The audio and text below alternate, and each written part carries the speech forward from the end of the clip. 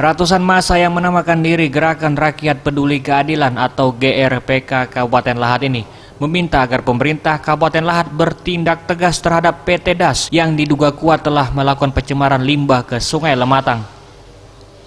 Dalam orasinya, massa juga menuntut agar Bupati Lahat melalui Dinas Lingkungan Hidup segera mencabut dan menarik kembali izin lingkungan PT DAS.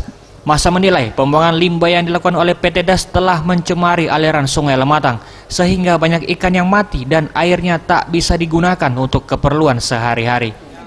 Pertama kan menindaklanjuti aksi tanggal 16 kemarin bahwa kami minta kepada pemerintah Kabupaten Lahat untuk mendata ulang perusahaan dan melegalitaskan perusahaan-perusahaan yang nakal. Usai melakukan aksi di halaman kantor pemerintah Kabupaten Lahat, ratusan massa bergerak ke kantor PT DAS yang berada di Kecamatan Merapi. Di hadapan ratusan massa, Humas PT DAS mengatakan pihaknya sudah melakukan pengelolaan limbah. Namun karena terdapat kerusakan saluran pembuangan dan mesin yang jebol, proses pengelolaan menjadi terhambat.